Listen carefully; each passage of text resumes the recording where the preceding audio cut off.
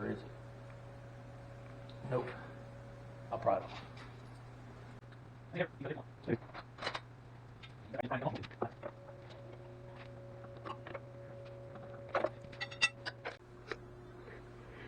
So this pulley didn't come off like we wanted it to. So we got ourselves a pulley puller. Found some longer bolts. And hopefully we can get this thing zipped off here. Well, maybe. I don't like the way that one's going in there. Back up. Maybe the bolts are too long? No, that's the same length as the one I put in. All the threads are jacked up on that one. So what happens when you pull bolts out of the bolt band and you don't look at them? We could probably use that in another circumstance, but see how the threads are really screwed on that? Matter of fact, I might just go ahead and chuck that one.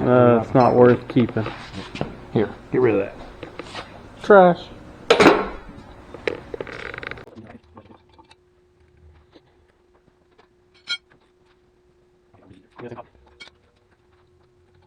What it was designed to do. Look at that. Put these back in here so I don't get really wet.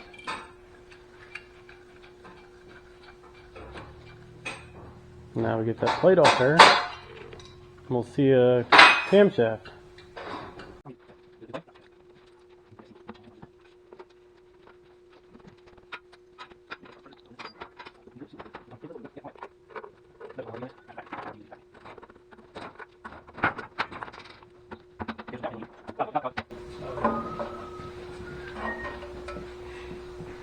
So right there's a dowel pin, and right there's a dowel pin. That's what I have a feeling. Okay. Now, right here. So you're saying normally, So most engines, and I'm going to say like your Chevy 350, all your GM V6s, more than likely your Ford Ranger, have got either, I think some engines will have a timing belt, but your basic 350 and a lot of stuff have a timing chain. The LS motors have a timing chain. This right here, if you notice, there is no chain, because this is your main crank pulley here. This is where your crank is, or your main crank gear, I mean. And then this gear right here turns the camshaft. And this gear right here is your oil pump, I do believe. I mean, we got to take it off. I think that's it. I'm learning about this motor some as we go too. But this right here is your camshaft gear. So there is no chain to stretch or anything like that. Usually gear driven's a little noisier, but it's a diesel engine, it's not very noisy. Thing is, this right here is a lot tougher than a timing chain. You're not going to stretch anything, and you're going to have an exact position all the time. And you've got timing marks here that we'll have to match back up once we get to putting it back together. so today, if I understand everything correctly, we got this cover off, revealed our camshaft gear. We're going to get the camshaft gear, pull this whole camshaft out. And then we're going to turn the motor over, expose the bottom end, and what is it that we're doing here? Right here. Plastigage? Yes, plastigage. So this motor only has 17,000 miles on it, and this right here is plastigage. And you can pick it up from your local auto parts store for probably about $6 or something like that. And we are going to, I can buy new bearings for this engine, but I'm going to go ahead and check the old bearings before I order bearings, because if they still gauge out well, the factory bearings are probably just as good, if not better, than most bearings. And we'll just go ahead and reuse them, because this motor doesn't have any miles on it. So that's the plan for today. We're going to get started, see where it takes us.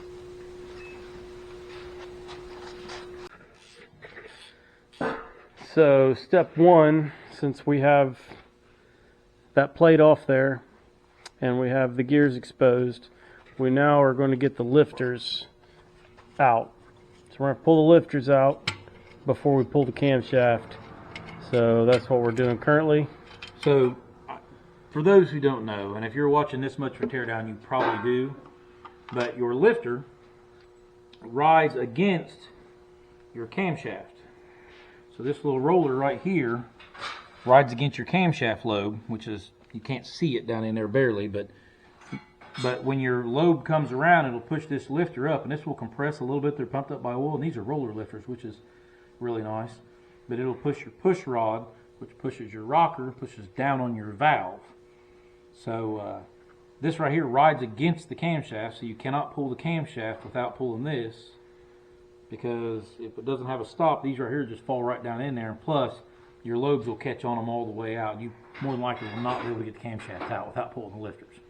So we're going to get the lifters out, and then we're going to pull the camshaft. All right, so now we've got the injectors off. Injectors, sorry, the lifters, yeah, I know what I'm talking about, I swear. We got the lifters out. We also had to pull an oil cooler tube. What's that laying at? Is that outside? It's laying outside. Yeah, I'll show you in a minute. We had to pull that off, and then the lower coolant tube, that's what it was, lower coolant Yeah, tube. and there was some sludge in the coolant system on this thing, which there's a pan of it outside when it shows you the oil cooler. But some of it's down there on the floor we had to pull out. Here's our nice plastic bag system, lower coolant tube. That's what it looks like. Come from right there. I'll show you the oil tube in a minute. So I pulled this bolt out, your keeper for your gear on your camshaft. And this right here is the puller that we use to pull the lower pulley off. And it's got a nice flat head on it there. Of course, that spins on that shaft. And what I done was I used this bolt and I backed it out so much and then set that against the bolt head and then done that right there and pulled it off. But I can't use that there. I mean, I probably could go against the camshaft, but what I have is we have another one, and it's got this nice little cone on it. Okay? And I'll back this off a little bit here so you can see. It will set, let me do some more. It will set right there and stay in place because it's centered. So and I'll put my bolts here and here, and I'll pull that gear off there with this one. I could probably pull it off with that one, but I like this one right here staying centered where it's supposed to be and not having to worry about it while they're around. So it helps to have several different types of wheel pullers. Thanks to Dad. So we're going to go ahead and get that gear pulled off there so we can start working on getting the camshaft out. So I'll drop this right here. Can go outside and show them the oil cooler and the sludge. And yeah, let's go take a look here. This is what the oil cooler tube looks like. There's your oil filter, and there's the tube. This thing was mounted on the side of the engine like that, and it runs antifreeze through it with the oil, cools the oil down. So that's the sludge that come out of it. So now we'll get this gear off this thing.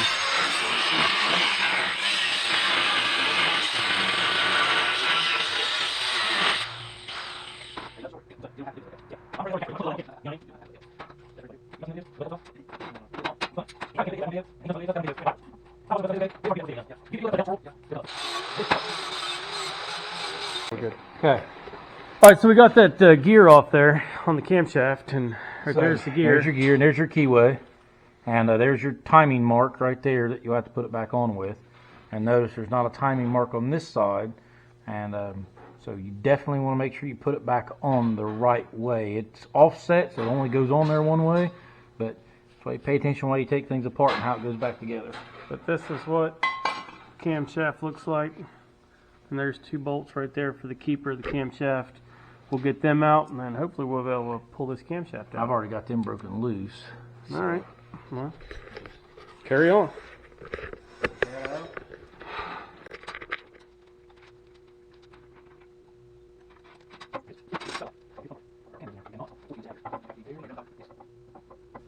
You need help on that? No, right now what I'm doing is these lobes, it's catching on the cam bearings on its way out, so I'm kind of rolling it where I'm on the short part of the lobe that it lands on, so it's easier to pull out.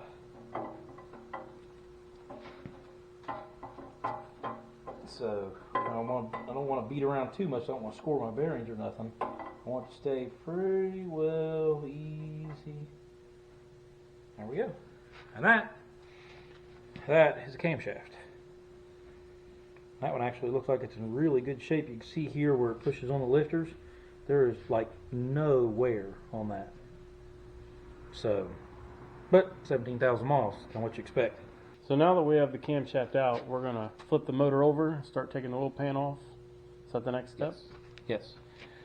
Got to Now remove we some need to- engine mounts and stuff also. Yes, and so I think now we have enough support there, and we've got a lot of the weight off the engine, that we don't need that jack stand to help it anymore.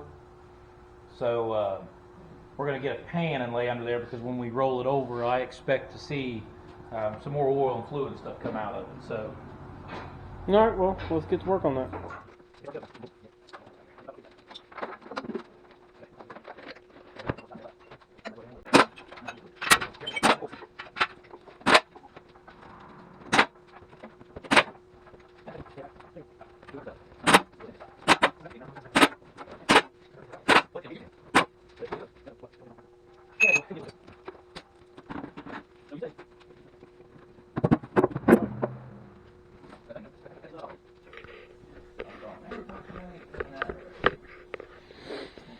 And there it is, ladies and gentlemen. That is oil pan off there, bottom end of an engine.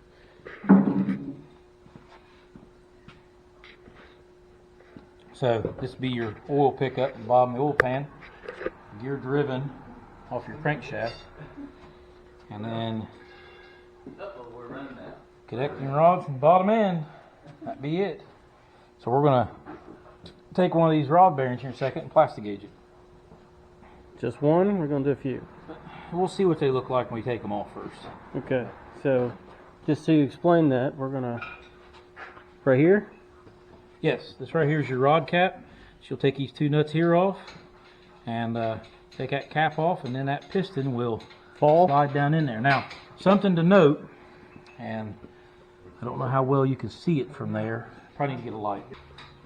So, if you look right down in there, you see that little bitty oil tube that looks like it's on the Well, I'll get my ratchet here. Right here. Follow my ratchet down there. There's a little tube right there. yep. You got to be careful not to tear that up. That is a oil squirter, and that squirts oil on the bottom of the piston to help cool it. So kind of a unique diesel thing, but you can see the one over there, but there's one on each piston. So, and we can take the piston out of the hole, just got to be careful while working on it. That's it right at the end of the ratchet, if you can see it. Right there. So be careful not to tear those up if you're taking apart, because it's just a little metal tube, all it is. Alright, well, let's get one of these off here.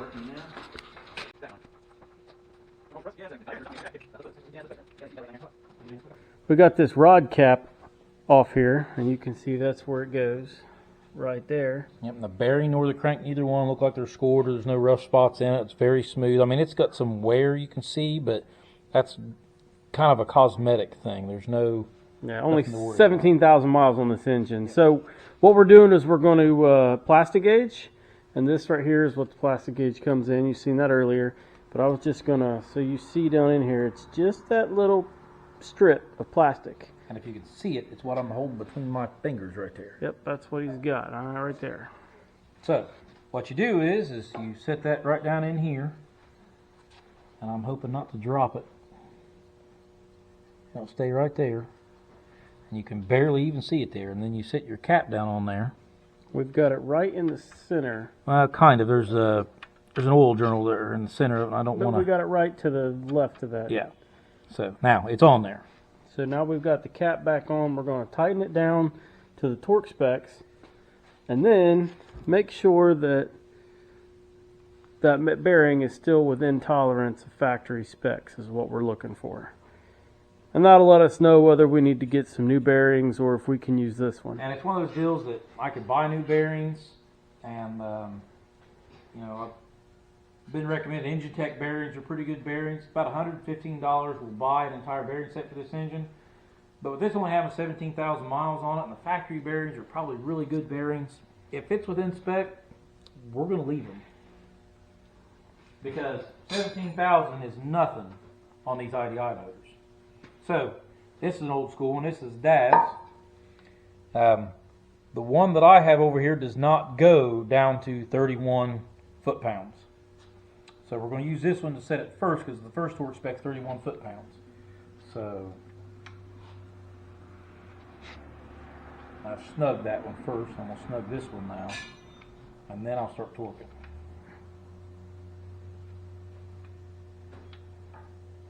Okay. That's that far. I'm trying to torque them down evenly as I do this. So there, that takes care of the first torque spec.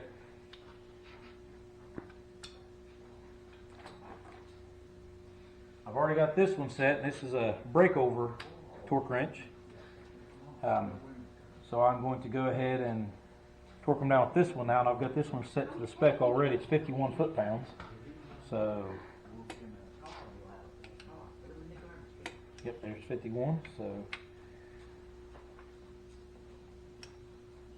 there's 51. I'll hear the brake again. There it is. So now we've got it torqued down. It's torqued down now. So now, the idea is to just pull it back off. yep. Now it has taken that plasti-gauge and it has smashed it for whatever clearance is there.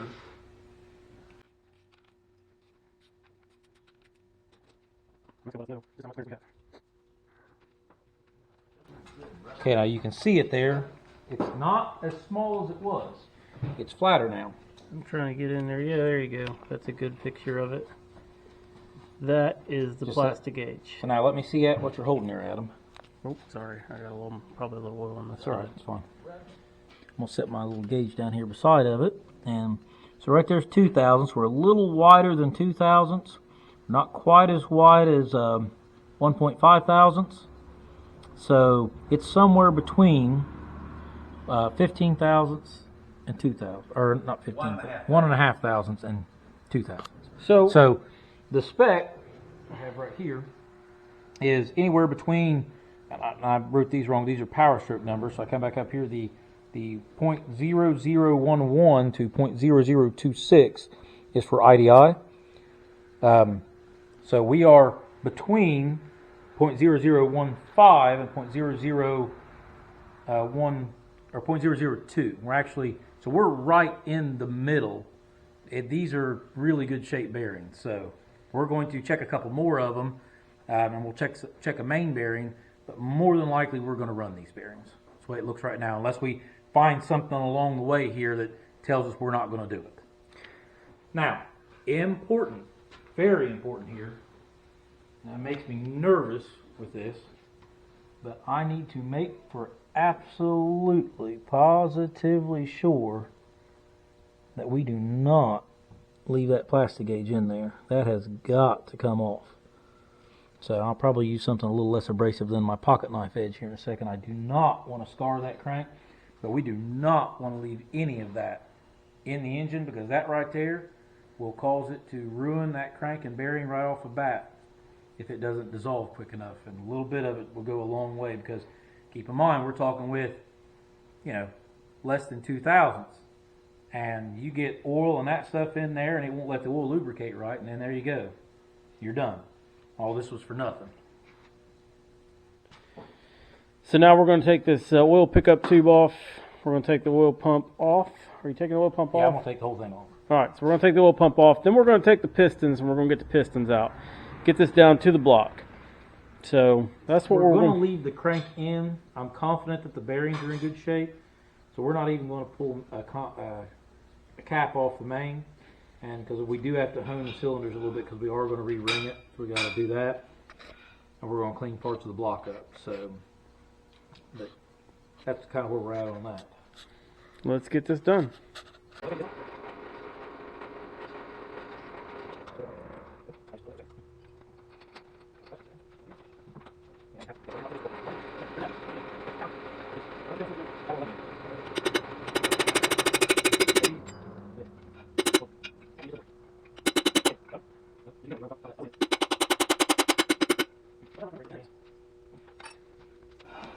Some quick information here. We have a brass rod we're using to hit against these pistons to drive them out, these rods. And you can't see it, I don't think, but there's some brass on my finger. I just wiped off of this. That is residue from that rod. That way it's not hurting the piston rod. It's just taking off the end of the brass shaft, so we're not damaging engine components. Yeah, we don't want to damage anything, but these things are really tight, so we're trying to knock them out. Brass rod.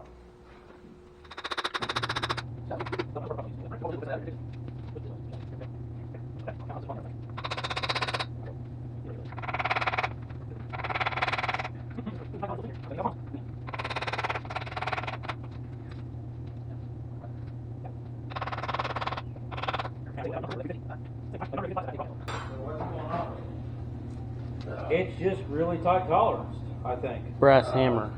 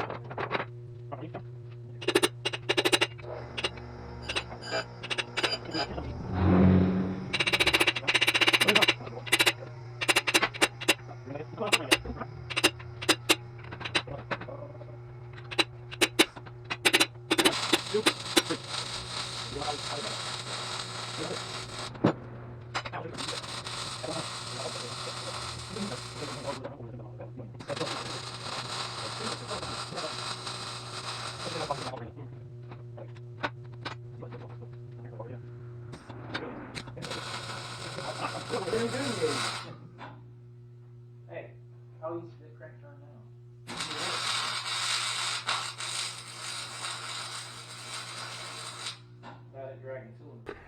now? All right, guys, here it is. This is a 6.9 IDI indirect injection international motor. We've got it tore down to just the crank left. Look how easy that thing turns. So we'll end up kind of washing it down some, cleaning it up. We got to bore the cylinders, not bore them, hone them. We got to hone the cylinders. We got to break the glaze on them. I need to look to see how those piston squirters come out, because can't really hone with them piston squirters in there, I don't think. They'd be real dangerous, because I tear up one of them squirters when we've had it. But gotta look, see how them come out, see what we need to do, and yeah, making progress. So that was my first time taking apart a bottom end of an engine. Now, I've had some heads off before, but I have never had one down this far. So that was a learning experience for me. Hopefully it was a learning experience for some of you. Cool thing about this is, and I did before I took my first motor apart, but when I hear rod bearings and main bearings, you think of like a roller bearing or needle bearings, or it's these little slivers that are inside this hole here of copper and babbitt. Right there, just that little sliver right there. And there is a little valley in there, and this right here in the crankshaft, you see there's oil fluting, and there's one of these one of these mains will have an oil place in it and a hole, kind of like a banjo bolt when you're doing brake lines and stuff like that. But oil will squirt out of this crankshaft. That's where your oil pressure is so important, because you're creating pressure, and it is actually spraying a film of oil out these bearings, so your piston and your crankshaft are just floating on a film of oil, and they call it a bearing. So just information to know there. Well, that's it for today. Thanks for watching. If you have any questions or comments about what you've seen today, feel free to leave us something down in the comment section below. If you haven't already, hit that like and subscribe button. We'd love to hear from you. Thanks, guys.